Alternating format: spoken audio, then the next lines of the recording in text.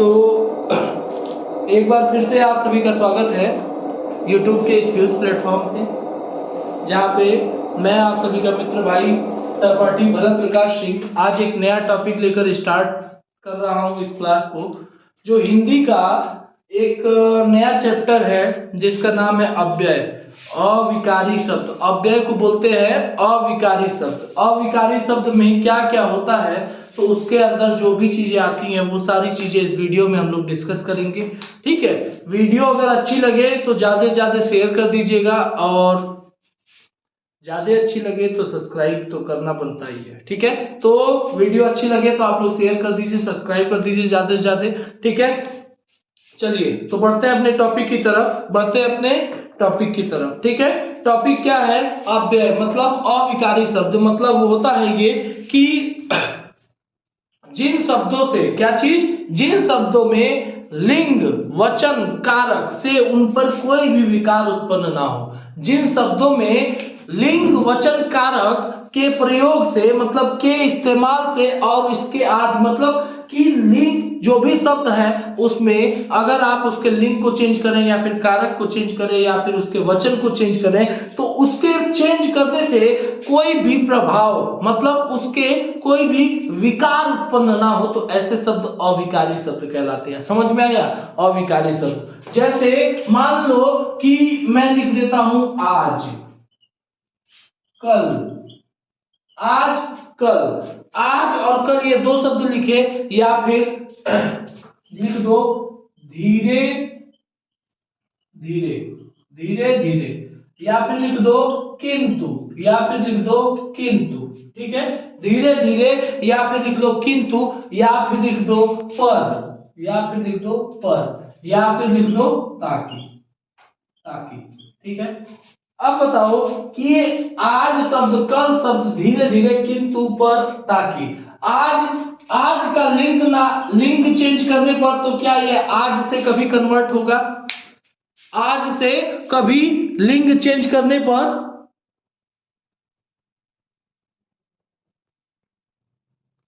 जो आज शब्द है उसके अगर लिंग में चेंज कर दिया जाए या फिर वचन में चेंज कर दिया जाए तो ये कभी चेंज नहीं होगा। या फिर कल शब्द है, धीरे धीरे है, किंतु है, पर है, ताकि है, तो इनके वचन को एक वचन से बहुवचन, या फिर आप इसके कारक को चेंज कर दीजिए, या फिर इनके क्या, आप अगर लिंग को चेंज कर दीजिए तो ये ज्यों का त्यों रहेंगे, मतलब कि इनमें कोई भी चेंजिंग नहीं आएगी।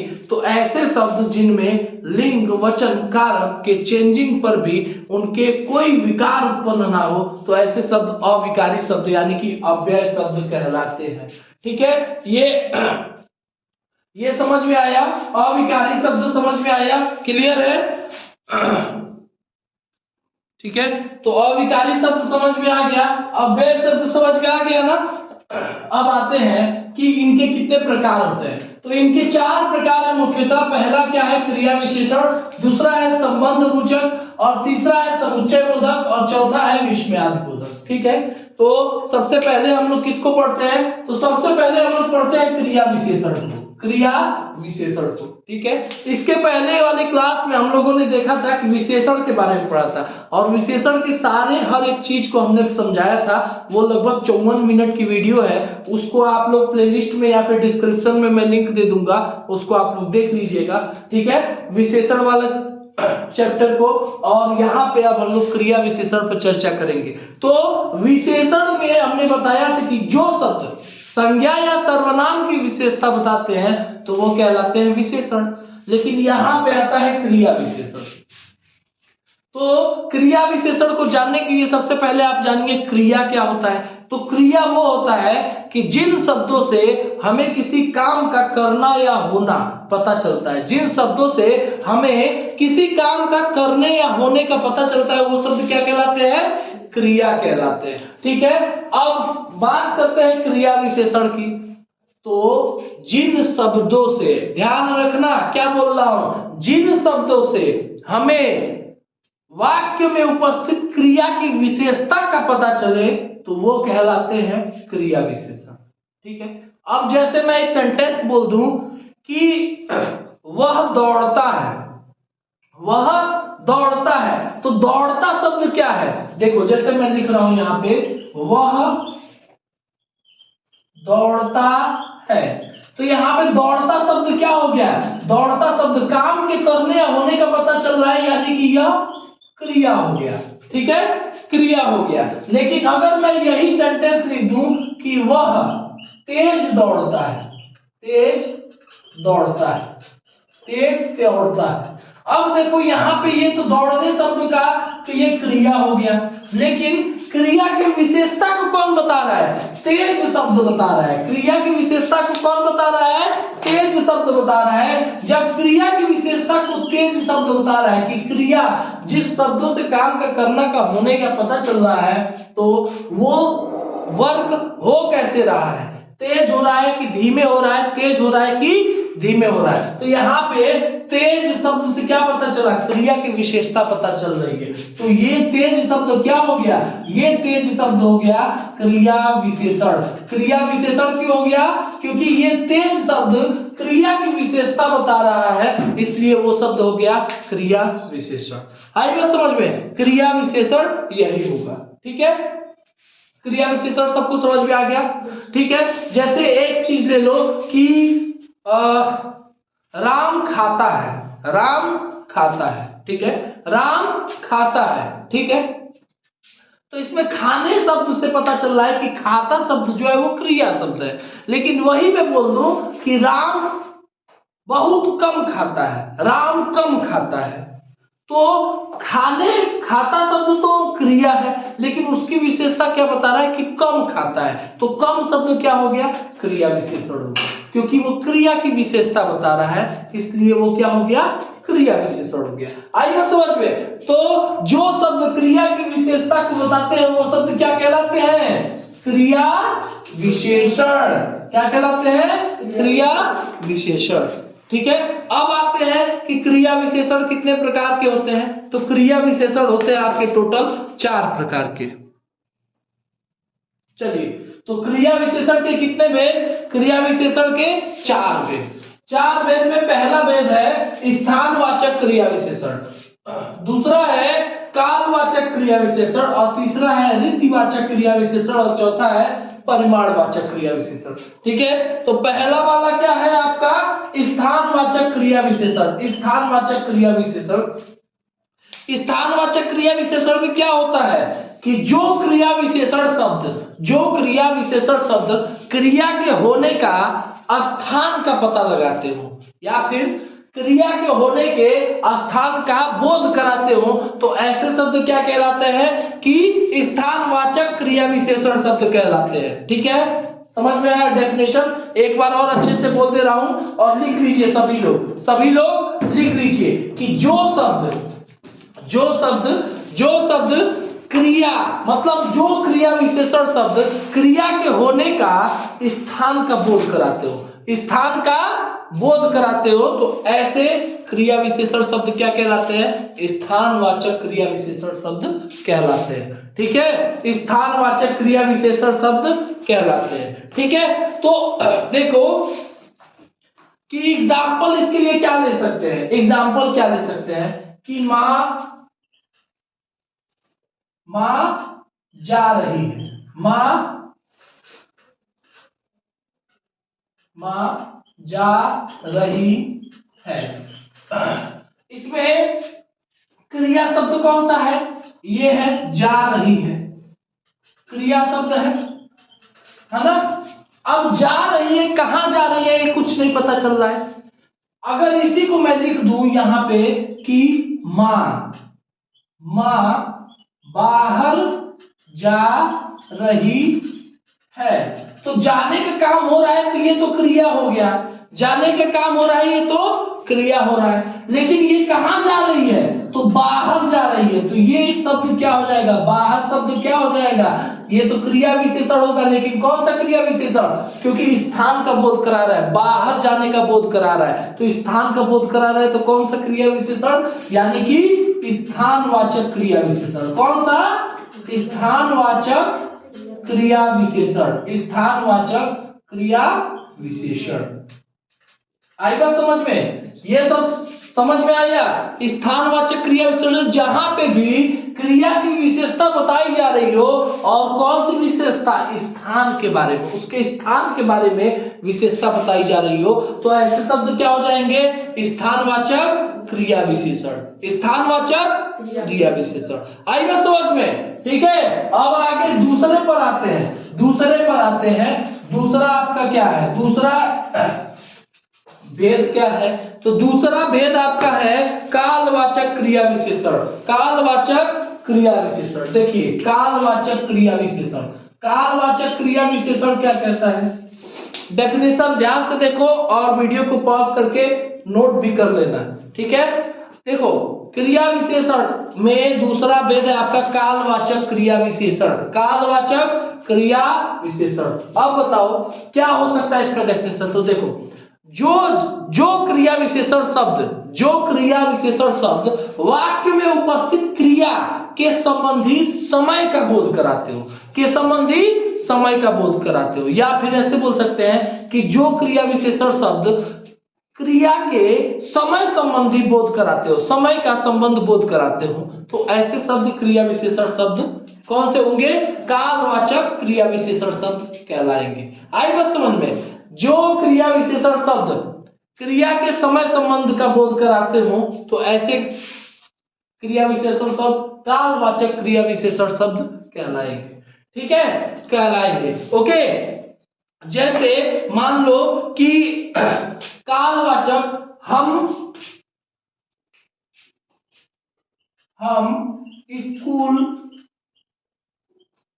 जाते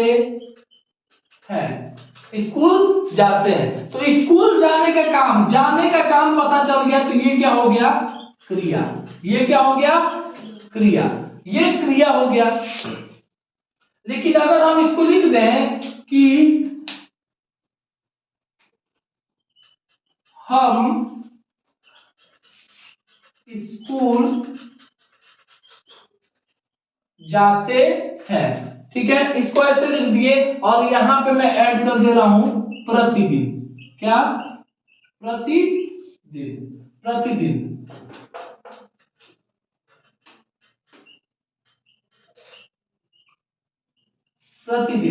स्कूल प्रतिदिन जाते हैं, तो यहाँ पे क्रिया का जो स्कूल जाने का काम हो रहा है वो क्या हो रहा है? प्रतिदिन हो रहा है। प्रतिदिन।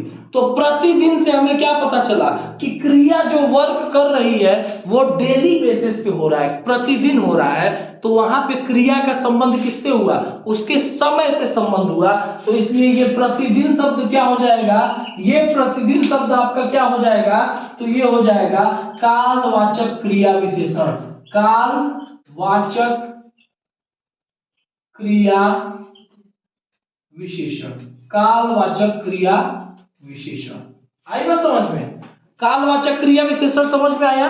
तो एक चीज और, इसको आप लोग नोट कर लीजिएगा और उसके बाद से आप लोग को मैं एक चीज और बता दे रहा हूं कि ऐसे कौन कौन से शब्द अगर वाक्य में दिख जाए तो आप पहले ही समझ जाओगे कि कौन सा। तो स्थानवाचक और कालवाचक में बता दिए ना, तो स्थानवाचक में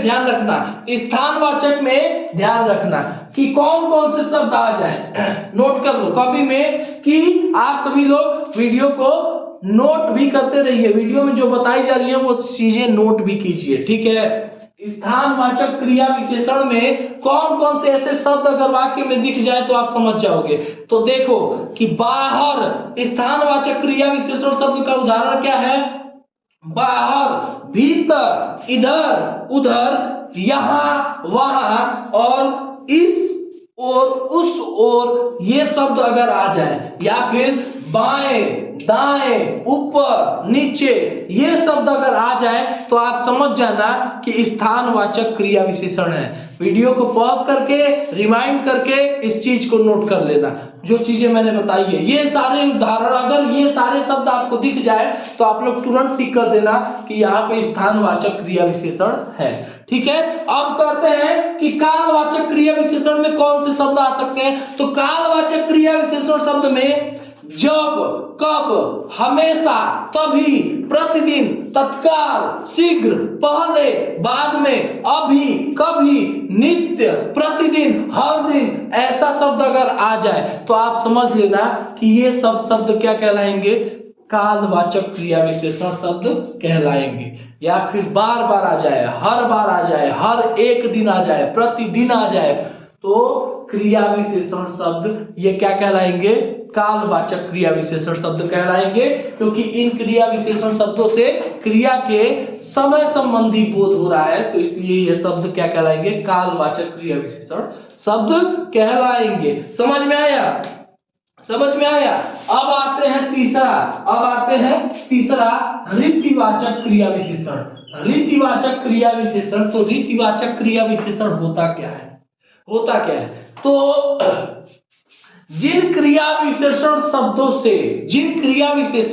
शब्दों से क्रिया के संपन्न होने का ढंग पता चलता है, या फिर रीत पता, मतलब वो क्रिया कैसे किया जा रहा है, कैसे वो काम किया जा रहा है, ढंग का पता चले या रीति का पता चले, तो ऐसे क्रिया विशेषण शब्द क्या कहलाएंगे, रीतिवाचक क्रिया विशेषण शब्द कहलाएंगे। कौन से, रीतिवाचक क्रिया विशेषण शब्द कहलाएंगे। जैसे मान लो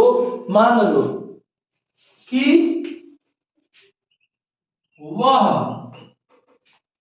ऊपर जाती है, यहाँ पे आपको इस सेंटेंस में क्या पता चल रहा है कि वह ऊपर जाती है, ऊपर जाने का काम हो रहा है, तो ये शब्द आपका क्या हो जाएगा, ये तो आपका जाने का काम क्रिया हो गया। लेकिन अगर इसी सेंटेंस को मैं लिख दूं, वह ऊपर जाती है, लेकिन बीच में क्या लिख दूं, बीच में लिख दूं ध्यान पूर्वक। मैं ऊपर वाले सेंटेंस में वह ऊपर जाती है, तो ऊपर जाने का काम हो रहा है, तो क्रिया शब्द वो हो गया। लेकिन यहाँ पे लिख दूं वह ध्यान पूर्वक ऊपर जाती है, तो क्रिया जो हो रही है उसकी विशेषता बता रहा है कि ध्यान पूर्वक, मतलब कि जो भी काम हो रहा है उसकी विशेषता बता रहा है, उसको कैसे किया जा रहा है, तो वही शब्द क्या हो गया, ध्यान पूर्वक, यानी कि इस काम के करने की तरीके को बता रहा है, तो इसलिए ये क्या हो जाएगा, ये हो जाएगा आपका रीतिवाचक क्रिया विशेषण। आई बात समझ में, रीतिवाचक क्रिया विशेषण। क्लियर, सबको समझ में आया ये चीज, ठीक है। तो यहाँ पे रीतिवाचक क्रिया विशेषण आ जाएगा, ठीक है। अब बात आती है कि ऐसे कौन कौन से शब्द हैं जो रीतिवाचक क्रिया विशेषण का बोध करा देंगे, ठीक है। तो ऐसे कौन कौन से शब्द हैं, तो जब भी आपको, जो ये मैं उदाहरण के लिए शब्द बोलने जा रहा हूं, ये शब्द जिस भी वाक्य में दिख जाए तो आप लोग समझ लेना कि वहां पे क्या है, रीतिवाचक क्रिया विशेषण है। जैसे अचानक, सहसा, या फिर एकाएक, धड़ाधड़, उसके बाद से यथा, तथा सचमुच, अवश्य, शायद, संभवतः, और ठीक, सच, जरूर, मत, कदापि नहीं, कभी नहीं, अगर ये शब्द जिस भी वाक्य में दिख जाए तो वो आपके शब्द क्या कहलाएंगे, वो सभी आपके क्या हो जाएंगे, तो वो सभी आपके शब्द हो जाएंगे रीतिवाचक क्रिया विशेषण। तो उसमें क्रिया विशेषण शब्द जो यूज हुआ है वो कौन से होंगे, रीतिवाचक क्रिया विशेषण। आई बात समझ में, ठीक है। अगले पर आते हैं, अगला है आपका परिमाणवाचक। कौन सा है, परिमाणवाचक क्रिया विशेषण क्या होगा, परिमाणवाचक क्रिया विशेषण, ठीक है। तो परिमाणवाचक क्रिया विशेषण को समझने के लिए देखिए, जिन क्रिया विशेषणों से क्रिया के परिमाण या मात्रा के संबंध में बोध होता हो, जिन क्रिया विशेषण शब्द में क्रिया के मात्रा या फिर परिमाण का संबंध बोध होता हो, तो ऐसे शब्द क्या कहलाएंगे, परिमाणवाचक क्रिया विशेषण। अब मात्रा या फिर क्रिया का बोध कैसे होगा, मात्रा या क्रिया का बोध कैसे होगा, क्रिया का बोध कैसे होगा। अब एक बात बताओ, ध्यान से बोलो, ध्यान से, ठीक है। मैं लिख रहा हूं, मैं यहां पे एक सेंटेंस लिख रहा हूं, बोलता है, वह बोलता है, वह बोलता है। तो बोलता है, अगर ये बोलता है तो ये क्या हो गया, बोलने का काम हो रहा है, तो ये क्या हो गया, क्रिया हो गया। ये क्या हो गया, क्रिया हो गया। लेकिन यही सेंटेंस में अगर लिख दूं कि वह बोलता है, और इसमें मैं ऐड कर दे रहा हूं कम बोलता है, क्या, कम बोलता है। तो बोलने का काम हो रहा है, लेकिन कितना बोल रहा है, कम बोल रहा है। तो बोलने की मात्रा पता चले कि कम बोल रहा है कि अधिक बोल रहा है। तो अगर मात्रा का पता चलेगा तो वो शब्द, ये शब्द क्या हो जाएगा, क्रिया की विशेषता बता रहा है, बोलने की विशेषता बता रहा है, तो यानी कि क्रिया की विशेषता बता रहा है। अतः वह यहाँ पे जो चीज यूज हुआ है, जो भी ये शब्द यूज हुआ है, तो वो कौन सा क्रिया विशेषण, यानी कि परिमाणवाचक, कौन सा, परिमाणवाचक क्रिया विशेषण, परिमाणवाचक क्रिया विशेषण, क्या, क्रिया विशेषण। आई बात समझ में, क्रिया विशेषण, परिमाणवाचक क्रिया विशेषण, समझ में आया, समझ में आया, ठीक है। जैसे मैं बोल देता कि वह संदूक है, वह संदूक है, तो संदूक है ये तो हमें पता चल गया। लेकिन अगर मैं बोल दूं कि वह संदूक भारी है, वह संदूक भारी है, तो उसके परिमाण की, मतलब वो हल्का है कि भारी है, ये चीज पता चल गया। तो भारी शब्द क्या हो जाएगा, परिमाणवाचक क्रिया विशेषण। आई बात समझ में, परिमाणवाचक क्रिया विशेषण हो जाएगा। अब ध्यान से तुरंत नोट कर लो कि परिमाणवाचक क्रिया विशेषण में क्या क्या शब्द आ सकते हैं, क्या क्या ऐसे उस वाक्य में, किसी भी वाक्य में ऐसे कौन कौन से शब्द आ जाए जिससे हमें पता चल जाएगा कि ये परिमाणवाचक क्रिया विशेषण। तो ध्यान से देखो, जैसे अगर वाक्य में आ जाए अति, या फिर आ जाए भारी, या फिर आ जाए कम, या फिर आ जाए अधिक, या फिर आ जाए ज्यादा, या फिर आ जाए केवल, तनिक, बराबर, ये शब्द, थोड़ा सा, ज्यादा, मतलब थोड़ा सा, या कम, ये शब्द, थोड़ा, कम, जितना भी ये शब्द आ जाए तो आप समझ जाना कि उसमें क्या है, परिमाणवाचक क्रिया विशेषण, परिमाणवाचक क्रिया विशेषण। या फिर आ जाए बिल्कुल, या फिर आ जाए पर्याप्त, ठीक है। तो जैसे मतलब जैसे बोल देते हैं कि कोई पानी पिलाया तो पानी और चाहिए, पानी और चाहिए, नहीं पर्याप्त है, तो पर्याप्त है मतलब पर्याप्त शब्द आ गया, तो वहां पे क्या आ गया, वहां पे परिमाणवाचक क्रिया विशेषण हो गया, ठीक है। ये समझ में आया, ठीक है। अब परिमाणवाचक विशेषण और परिमाणवाचक क्रिया विशेषण में कैसे आप अंतर निकालोगे।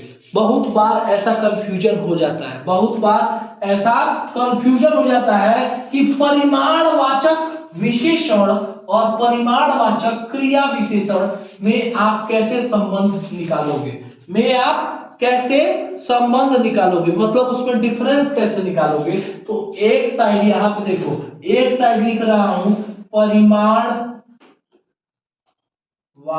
परिमाणवाचक, और नीचे लिख रहा हूं विशेषण, ध्यान रखना ये विशेषण सिर्फ लिख रहा हूं, और इधर लिख रहा हूं परिमाणवाचक, परिमाणवाचक, और नीचे लिख रहा हूं क्रिया विशेषण, क्रिया विशेषण, परिमाणवाचक क्रिया विशेषण। समझ में आया, इधर है परिमाणवाचक विशेषण और इधर है परिमाणवाचक क्रिया विशेषण, ठीक है, समझ में आया। अब इधर लिख रहा हूं, इधर लिख रहा हूं क्या है, इधर एक सेंटेंस लिखा हूं, बहुत बहुत दूध रखा है, बहुत दूध रखा है, ठीक है। और इधर लिख रहा हूं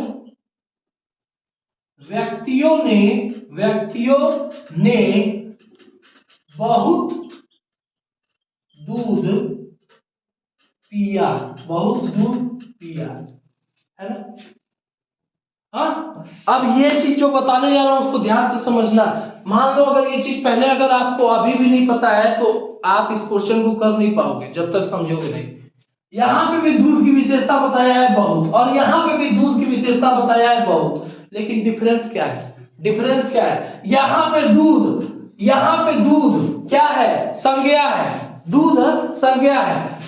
अगर संज्ञा या सर्वनाम की विशेषता बताए कोई शब्द, अगर संज्ञा या सर्वनाम की विशेषता बताता है तो क्या होता है? विशेषण होता है, सिर्फ विशेषण होता है। तो यहाँ पे संज्ञा का विशेषता बता रहा है बहुत, तो यहाँ पे ये क्या हो जाएगा? ये हो जाएगा परिमाणवाचक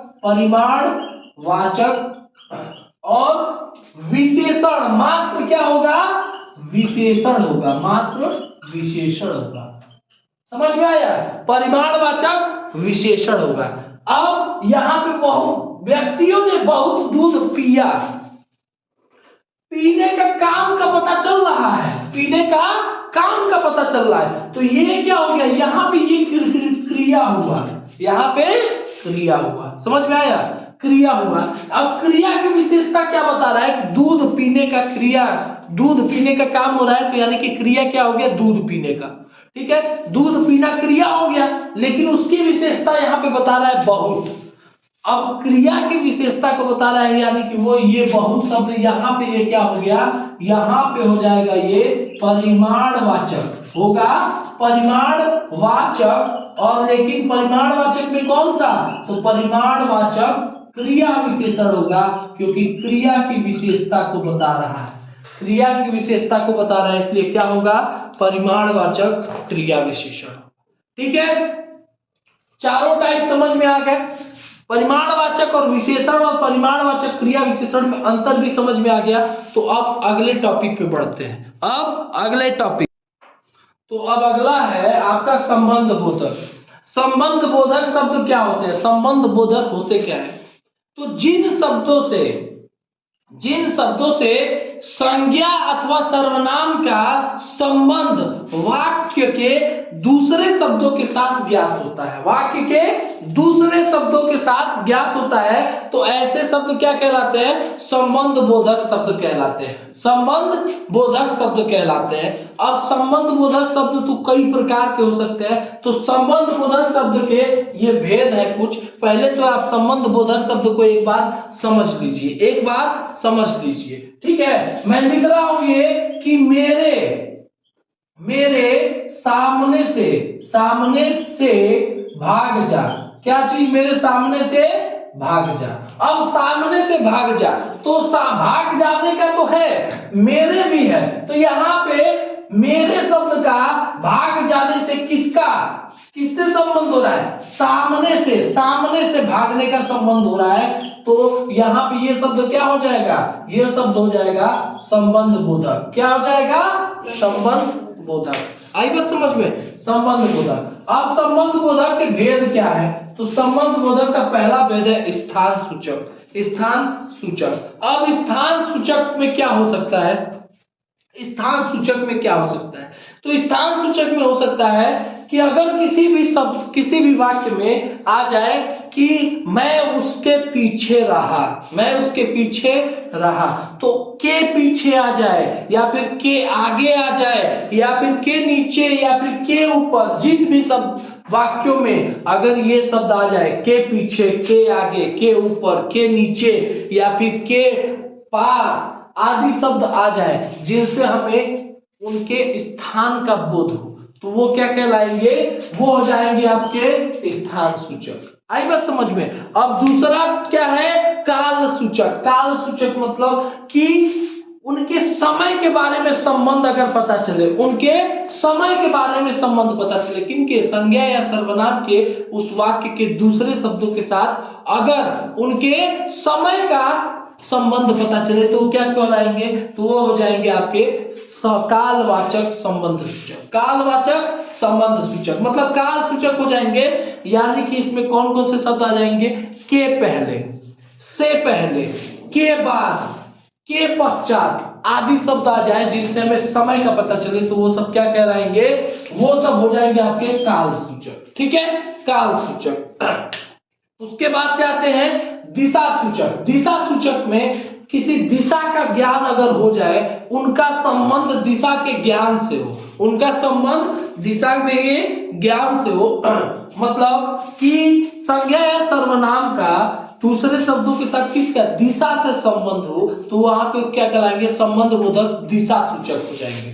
ठीक है, जैसे बोल देंगे के ओर, के तरफ, के चारों ओर, के चारों तरफ आदि ऐसे शब्द आ जाए तो ये दिशा से संबंध बता रहे हैं, तो ऐसे शब्द क्या कहलाएंगे, दिशा सूचक। ऐसे शब्द क्या कहलाएंगे, दिशा सूचक संबंध बोधक, दिशा सूचक संबंध बोधक। उसके बाद से आते हैं साधन सूचक। साधन सूचक में, साधन सूचक में क्या होगा, साधन सूचक में मतलब कि संज्ञा या सर्वनाम किसी के द्वारा है, मतलब किसी के माध्यम से, किसी साधन के माध्यम से उससे प्रचलित है, उससे संबंध है, संबंधित है। हाँ, जैसे मैं बोल दूं कि मैं स्कूल कार के माध्यम से गया, मैं स्कूल बस के माध्यम से गया, मैं स्कूल बस के द्वारा गया।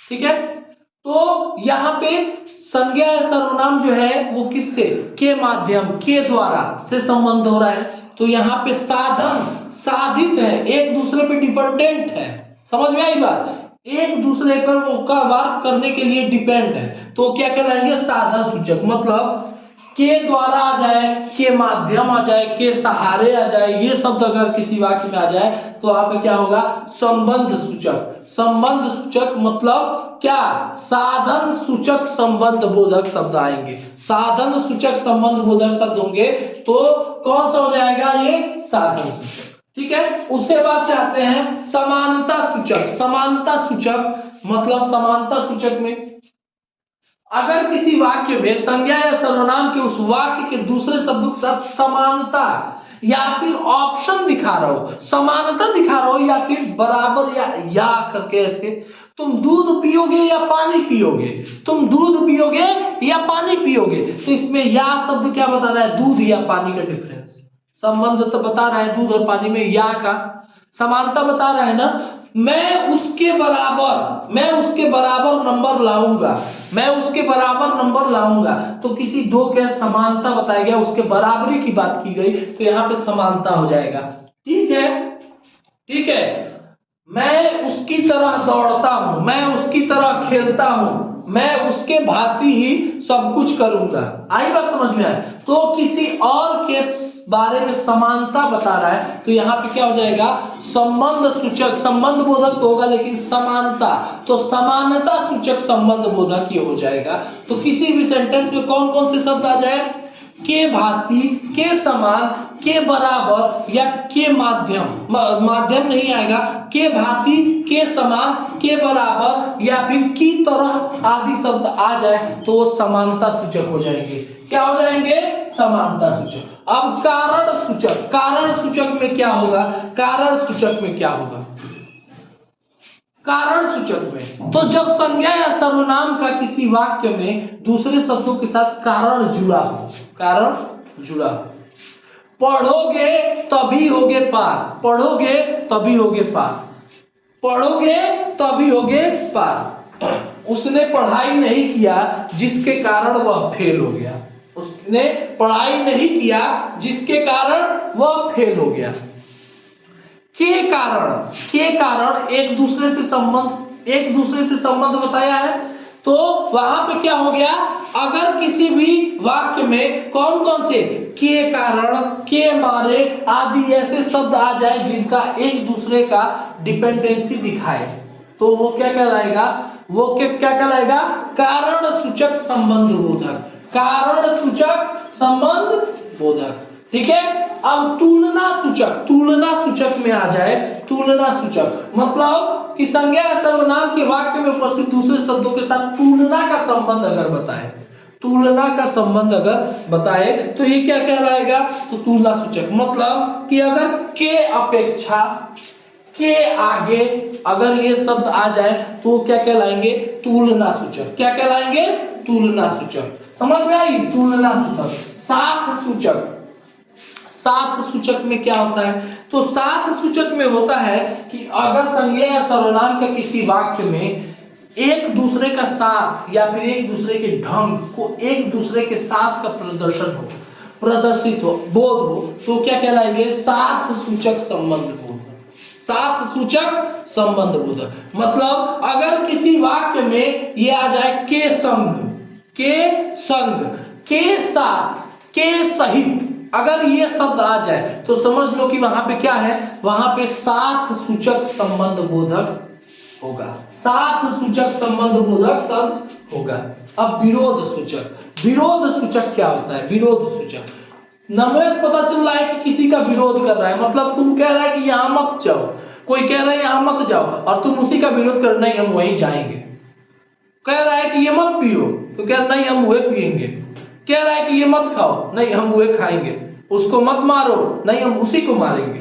तो यहाँ पे क्या हो रहा है? विरोध का पता चल रहा है। क्या हो रहा है? विरोध का पता चल रहा है। ठीक है, जब विरोध का पता चल रहा है तो विरोध मतलब यहाँ पे क्या क्या वर्ड आ सकते हैं? के विरुद्ध, के विपरीत, के खिलाफ, हम उसके खिलाफ जाएंगे, हम उसके खिलाफ साजिश करेंगे, ऐसे बोलता है ना, हम उसके खिलाफ। अक्सर टीवी सीरियल में ऐसे ही बोलता है, साजिश चल रही है उनके खिलाफ, अब उनकी खटिया खड़ी होगी, ऐसे ही बोलते हैं ना। तो बिल्कुल वहां पे क्या होता है? वहां पे विरोध सूचक संबंध बोधक होता है। आई बस समझ में? यहाँ पे विरोध सूचक संबंध, जैसे क्रिकेट खेल रहे हैं हम लोग, बस आओ तुम आओ आओ उधर नॉन स्ट्राइक एंड पे, हम ऐसा साजिश करेंगे तुमको रन आउट करा देंगे, तुम्हारे खिलाफ हम साजिश रच देंगे, तुम रन आउट हो जाओगे, होता है ना। तो वहां पे विरोध सूचक संबंध बोधक होगा, विरोध सूचक संबंध बोधक होगा। ठीक है, अब संबंध बोचक क्रिया विशेषण, संबंध बोचक और क्रिया विशेषण में और संबंध बोचक शब्दों में, संबंध बोधक शब्दों में और क्रिया विशेषण में कैसे अंतर करोगे,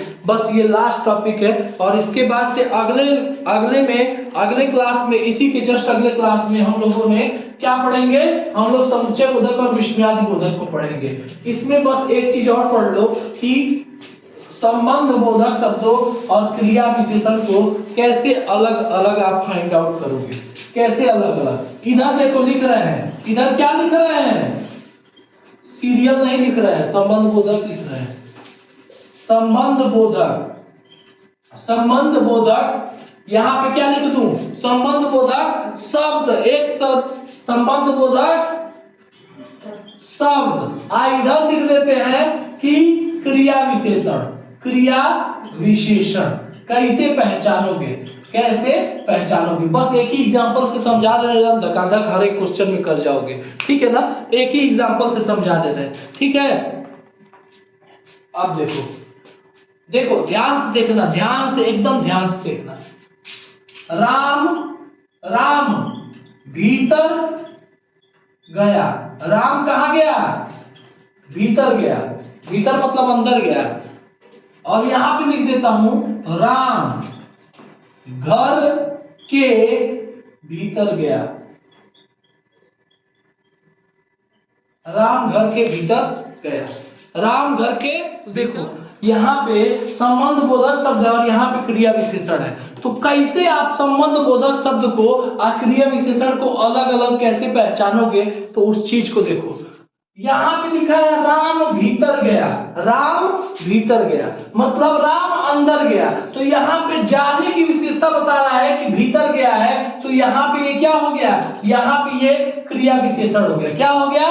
क्रिया विशेषण। लेकिन राम भीतर गया जाने की विशेषता के साथ साथ क्या कह रहा है? घर के भीतर गया। अब जब घर के भीतर गया तो यहाँ पे संबंध बता रहा है, भीतर तो गया लेकिन किसके भीतर गया? घर के भीतर गया, तो एक संबंध पता चल गया। तो यहाँ पे क्या हो जाएगा? संबंध बोधक शब्द हो जाएगा। क्या हो जाएगा? संबंध बोधक शब्द। सुरेंद्र नीचे बैठा है, सुरेंद्र नीचे बैठा है। अब किसके नीचे बैठा है? तो कुछ नहीं है, बैठने की विशेषता बता रहा है कि नीचे बैठा है, तो ये हो जाएगा क्रिया विशेषण। क्रिया की विशेषता यहाँ पे पता चल रही है, इसलिए यहाँ पे क्रिया विशेषण हो जाएगा। सुरेंद्र पेड़ के नीचे बैठा है, तो बैठा तो है, नीचे बैठने की विशेषता बताई गई है, लेकिन संबंध किससे है? पेड़ से है। पेड़ के नीचे बैठा है, इसलिए यहाँ पे ये संबंध बोधक हो जाएगा, मतलब पेड़ के नीचे बैठा है, इसलिए के नीचे शब्द जो है ये क्या हो जाएगा? संबंध बोधक शब्द हो जाएगा, क्योंकि पेड़ और बैठने की विशेषता को बता रहा है। सुरेंद्र की विशेषता बैठने, सुरेंद्र की विशेषता बता रहा है बैठने से, किसके नीचे? पेड़ के नीचे, तो इसलिए वहां पे क्या हो गया? संबंध बोधक। समझ में आया? संबंध बोधक शब्द हो गया। ठीक है, तो आज हम लोगों ने इस वीडियो में क्रिया विशेषण और संबंध बोधक ये दो चीजें हम लोग पढ़ ली हैं। अगली क्लास में हम लोग पढ़ेंगे समुच्चय बोधक और विस्मयादि बोधक। समुच्चय बोधक और विस्मयादि बोधक को अच्छे से एक्सप्लेन करके पढ़ेंगे, तो हमारा ये अव्यय यानी कि अविकारी शब्द हो जाएगा क्लियर, वो हो जाएगा क्लियर। ठीक है, तो मिलते हैं आप सभी से अगली क्लास में, तब तक के लिए हमको दीजिए इजाजत। सभी को नमस्कार और बाय, टेक केयर। क्लास को ज्यादा से ज्यादा शेयर कर दीजिएगा और ज्यादा से ज्यादा सब्सक्राइब कर लीजिए। ठीक है, अच्छी लगे वीडियो तो जरूर आप लोग अपने सारे study circle friends, study circle group सब में शेयर कर दीजिए। आप सभी का बहुत बहुत धन्यवाद जुड़ने के लिए। बाय, टेक केयर, जय हिंद, जय भारत, आपका दिन शुभ हो। Thank you.